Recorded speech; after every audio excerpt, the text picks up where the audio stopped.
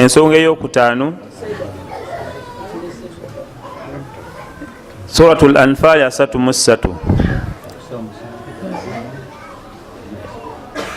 ekyokutaano alfawzu lazim obuwanguzi obwamaanyi obunene aya bagitusomera mu jjuma waman yutii llaha wa rasulahu faqad faza fawzan azima agondera allah n'omubaka aba yesiimye olwesiima oluki olwannamaddala olw'amaanyi suratul ahzabu 71 n'ennuuru nayo giwandiika 52 n'ennisa 13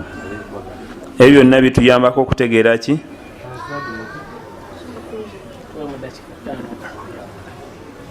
bituyamba okumanya obuwanguzi bwe tunaabufuna nga tugondedde omubaka sallallahu alaihi. eyataano mu 2 mu suratu nuuru allah ga nti waman yutii llaha wa rasulahu wa yakhsha llaha wa yattaqihi fa ulaika humul faizun. anagondera allah n'omubaka we n'amutya abo nno be bawanguzi. kitegedde obuwanguzi buli mu kugonda si mu kujeema. kati simanyi bwogenda kuwangula nga gwolonzemu kugonda mu hijja wokka wogoberera n'esswala ebirala n'otakola ki. suratu nisa 13 abakerewo okuwandiika obwo buzibu bwammwe wabula si bwange abyogera wano, yinza obutasobola biddamu buli mulundi. namba 6 alfalahu liman ittabaa arrasula wa kana haluhu maahu daiman. alfalahu kwagala kufaanana kuli obuwanguzi n'okwesiima.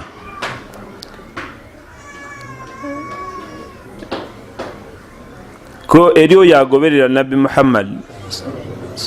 sallallahu alaihi wasallam n'amufatanyayo buli kaseera n'abanga amuliko amakulu gwanoonya buli kaki buli kaseera. allah tabaraka wataala atuga nti innama kana qawla almuminina, ekigambo kyabakkiriza bulijjo idha duu ila llahi wa rasulihi, lwabakowodde eri allah n'omubaka we liyahkuma bainahum, bebaba bakolaki babalamula an yaqulu, omukkirizo wannamaddala aga nti sami'na wa ata'na, mbiwulidde mazima era nkoze ki tuwulidde tugonze. wa ulaika humul muflihun, abo no bebaki bebawanguzi. onoonya success gonderani qul sami'tu wa ata'tu, mpulidde nesi byakuwulira n'owalaza ki empaka togenda kufunamu. namba 7 alhayatu tayiba assaida, obulamu obulungi obweyagaza. ezo nazo aya nyingi.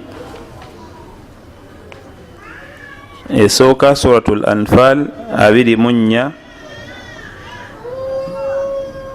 ali imran 172,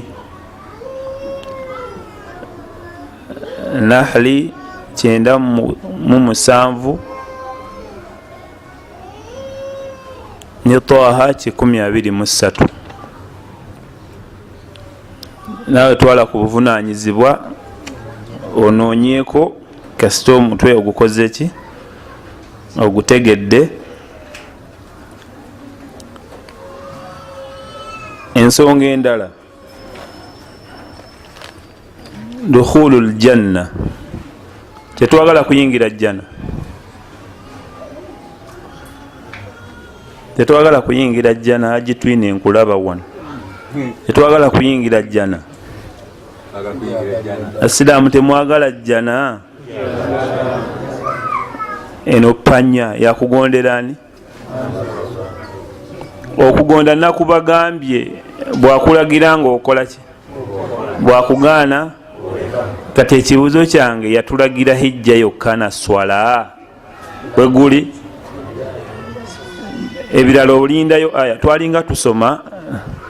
naye ebyamasomero webito sheekh omu kati sheekh mukulu naye ngaabayizi abakola efujjo yatugamba mundeetereyo hadisi oba aya ngeyogera ku mpale yange awo nja gisala njagala aya yokka bweti mujja kuba mumaze oyinza okubeerera mubenega naawe ekyolinda okugamba nti aa ya Allah tabaraka wa taala yagamba ti omuisiraamu mutuufu agula ngambe ekyewaka sukaali omulinda mu aya olyoka omukoleki olyoka ogonde si webito webikolaki webibeera naye tuba twagala okuyingira ejjana ate ezo aya nyingi nnyo nammwe muzimanyi era nga Allah tabaraka wa taala akolaki naye eno yesooka suratul fathi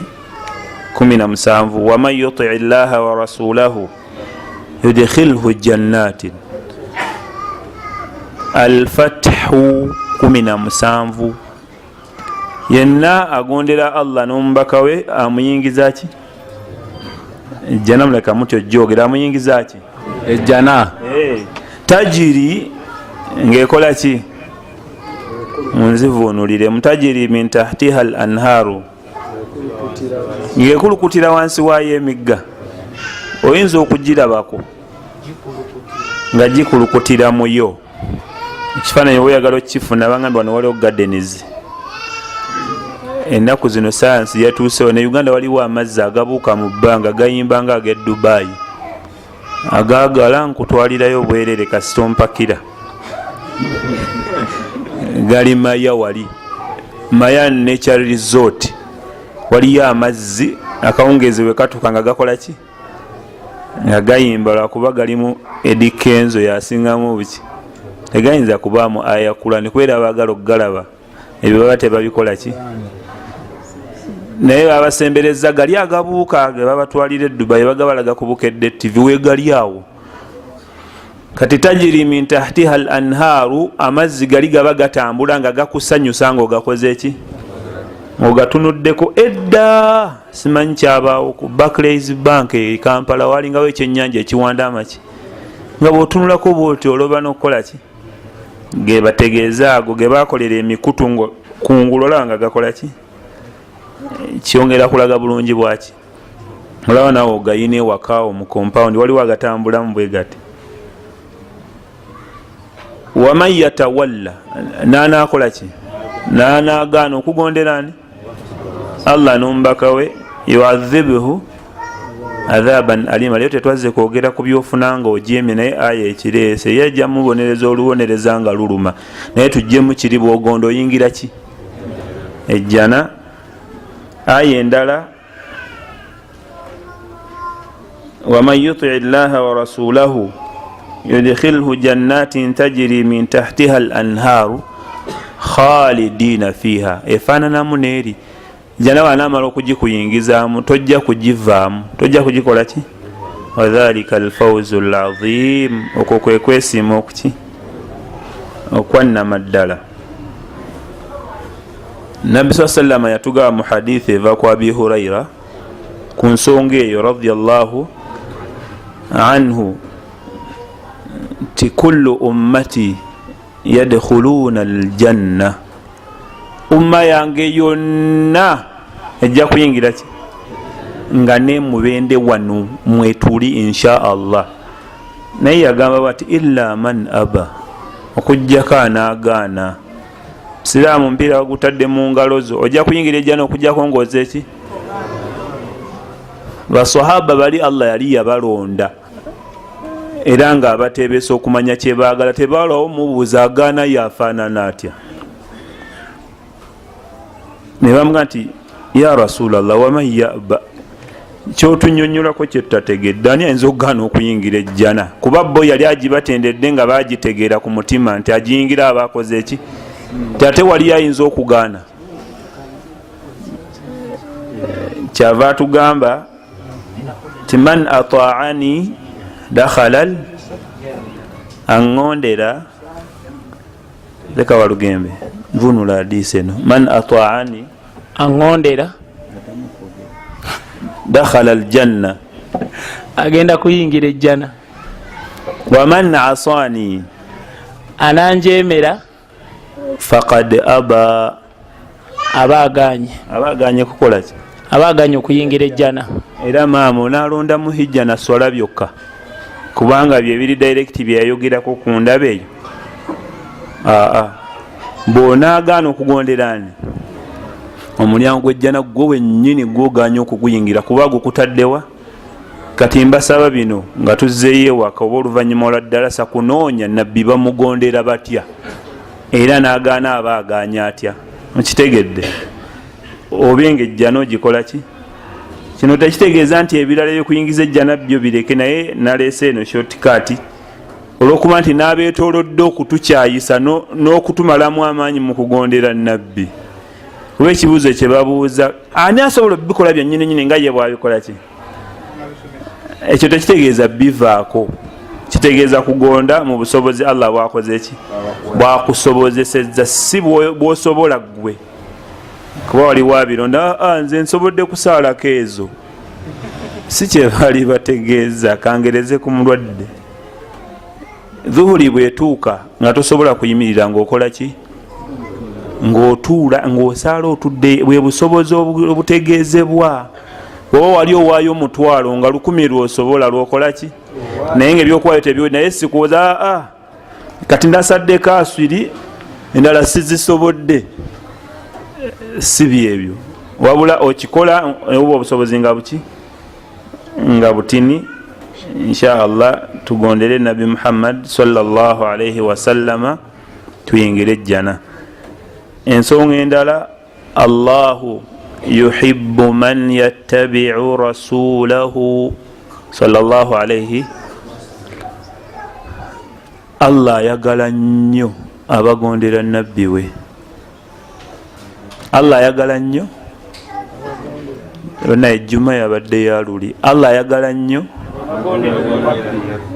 toyagala Allah akwagale wangi toyagala Allah akwagala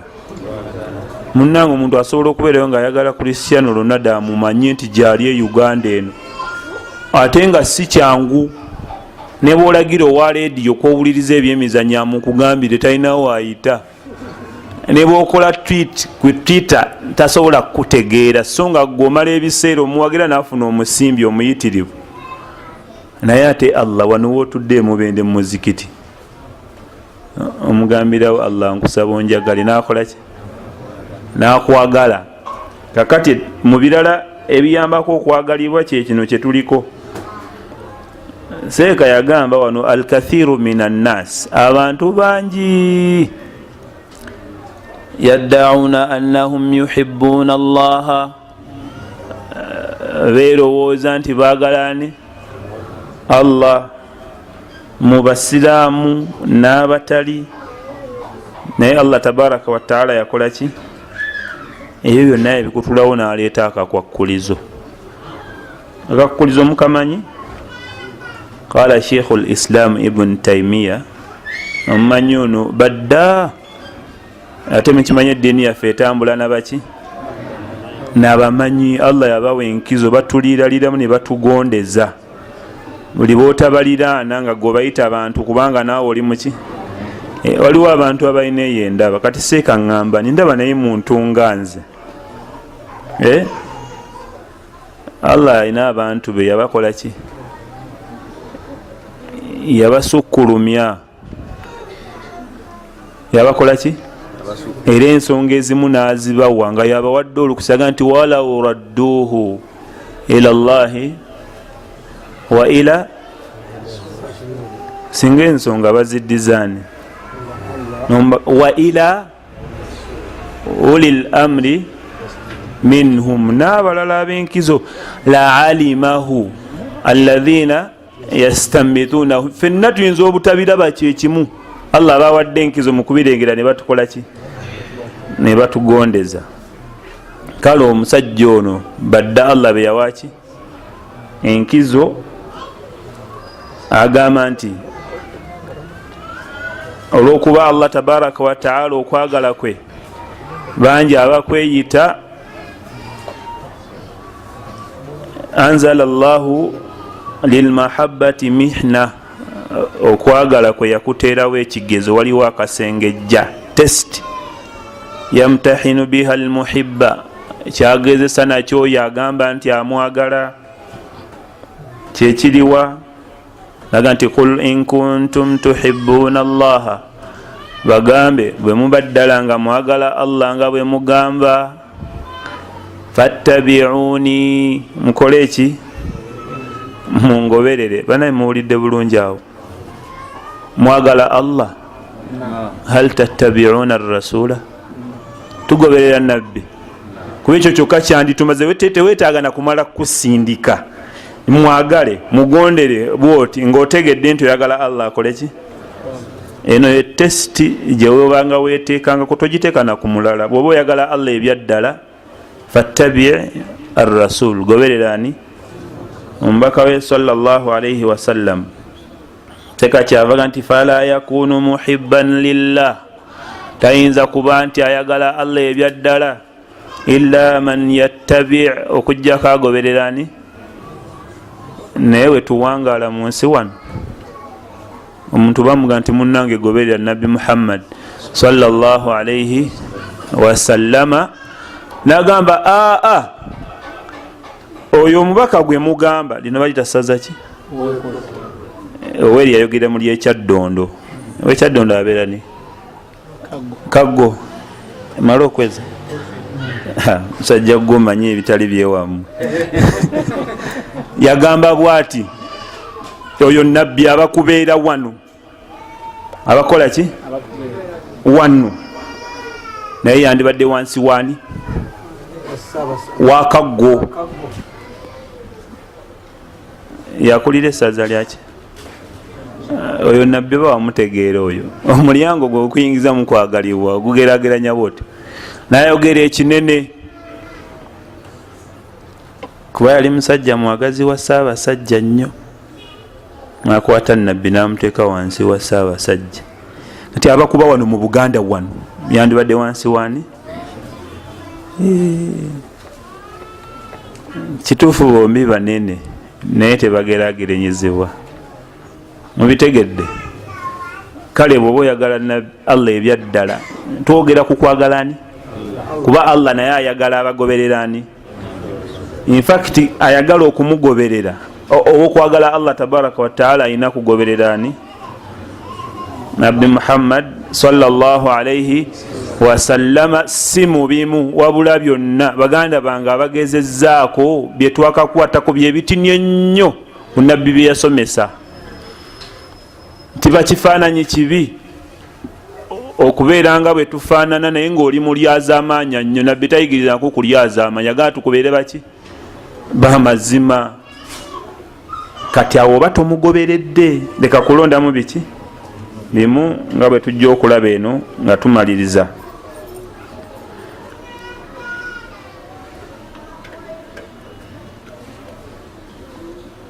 Ensonga gye nja okufundikira nayo,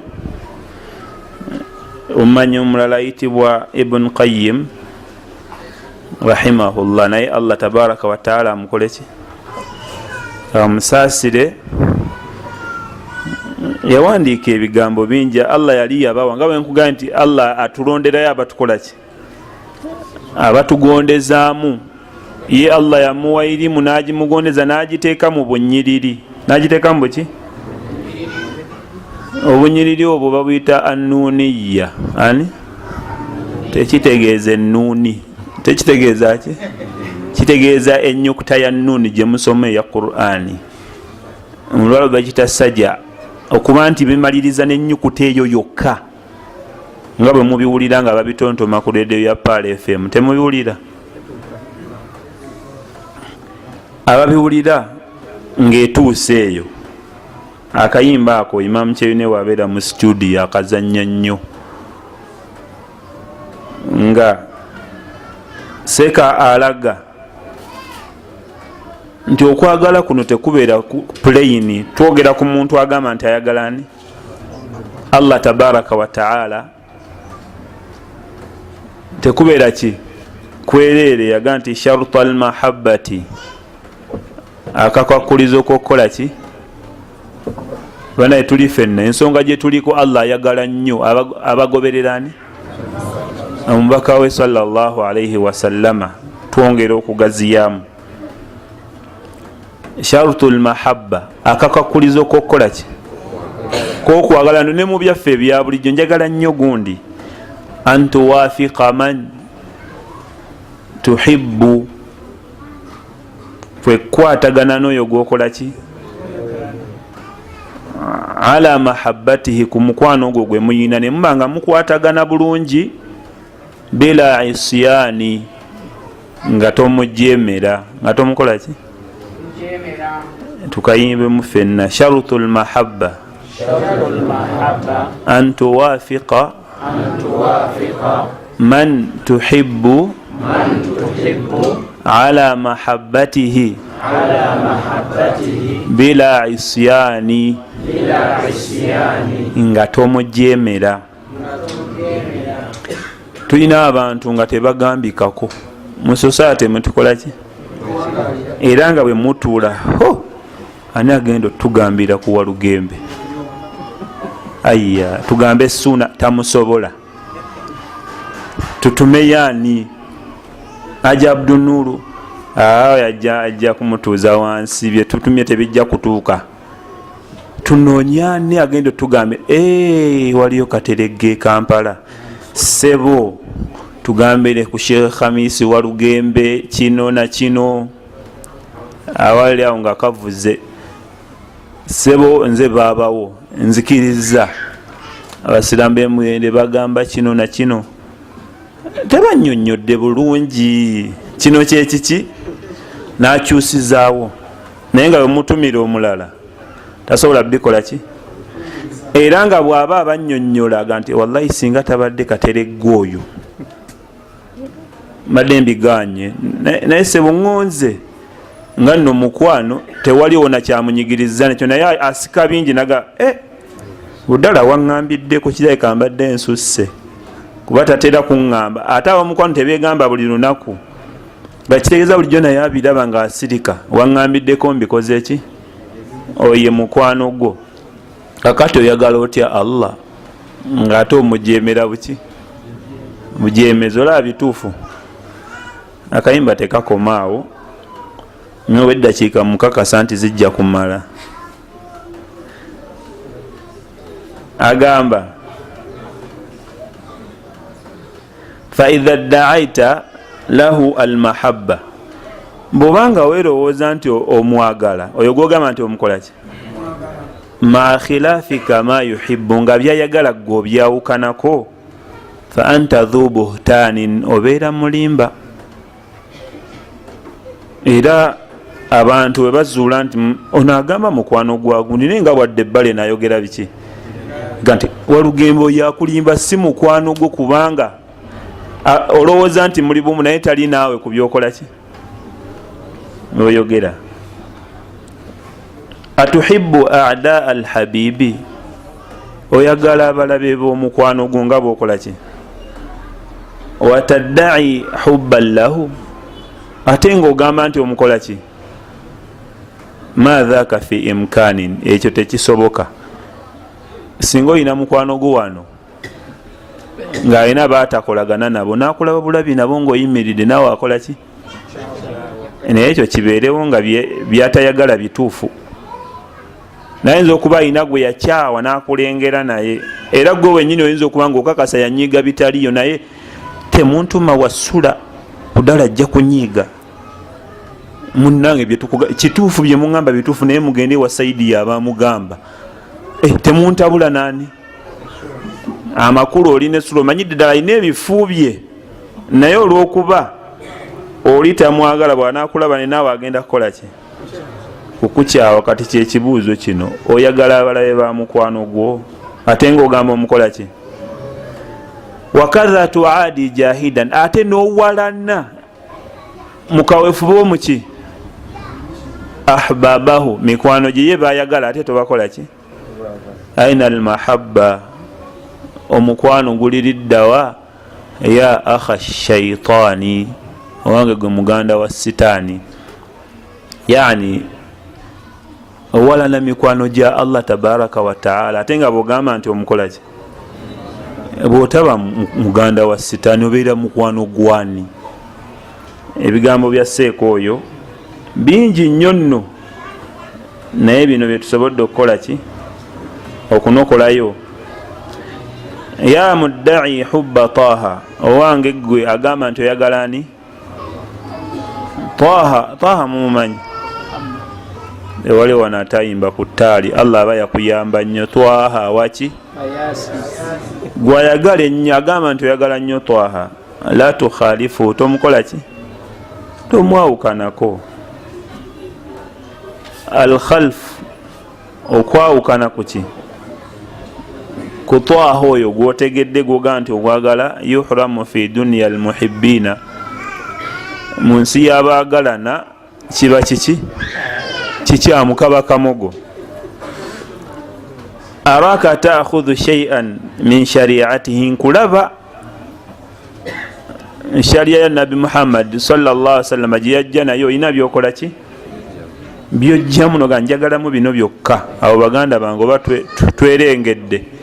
olina byewalonda mu kugobererani ebirala n'obireka aga nti khudh jami'an byonna bikole ki bigoberere ebikwate tajidu khairan tafuzu bihi ojja kufuna obulungi owangule au fatrahuha okusinzira kuseka aga nti kati oba gwolondamu bimu na bimu birekere ddala oba tosobola ebikola ki ga nti bwoba olaba nga bikulemeredde ebyomukola ki ebyomugondera nga gwosazeewo kulimba nti omukola ki bireke fakhudh rijsa ashayatina osalewo okugoberera bukyamu wani wa sitaani bannange ebigambo ebyo bibadde ku nsonga esembyeyo okwagalibwa Allah tabaraka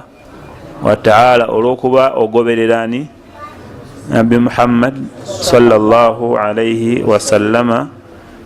omusomo gwaffe olwaleero gubadde obulungi obuli mu kugondera omubaka sallallahu alaihi n'enkizo abamugobera gye balina nga bwogirabye gwotuula n'abanene eri ku high table kuba buli omu yandegombye okukola ki omugoberezi wa nabbi ayagalibwa Allah n'ebirala saba Allah atuweeyo omukisa ate tulabe akabenje akali mu kumukola ki nkumujeemera kuba nako kabi era kamuki kamutawaana kyenyinza okuga nti bw'omujeemera era obanga afulumye mu buki kati goba obuyiga kwani waliwo ekibinja ky'abantu tetwabalabako eri mu buwala bwe bayita ba Qur'aniyuna tayagala kuwulira kigambo nti hadisi ayagala aya bw'obanga olimu abo abagisaba bw'oto weetereze kuba aya teyakka ku muti aya teyakka ku muki tetusomera ntabotabo ffe twagala Qur'ani waliwo ekibinja kikyaliwo olumu nasomako khutuba e Kampala musajja mukulu nangamba mwana wange onkoze bulungi nnyo nze ndi weebukoto ffe tuli ba Qur'ani mukolo tebamusomedde eki hadithi mutuufu oba tobibalansinga lwaki kigezo kyaye nga kitono oba nkibuuze Seekasuuno ono mbuuze gwe tuyambaganire wano wamatahiyatu erina amakulu mu swala egalina mpaji namba singa omuntu asaala n'atagisoma mu bugenderevu ate sene esooka ddala eri esembayo eswala tetuuka akati nina wano ekirabo kyange saagala oyongereko nina omutwalo mulamba wano ogwa ssente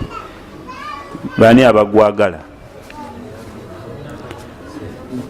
nono mwali wa Lugembe angenda mutuma abayambeko njagala ayo muli tahiyatu bwe mugifuna nga munone sente subhanaka allahumma wa bihamdika ashhadu an la ilaha illa anta astaghfiruka wa atubu ilaik. gwatayagala kusomera hadithi ndetera ayo muli tahiyatu gyosoma buli lunaku buli swala wano, bwebyo tebyetagisa njirinze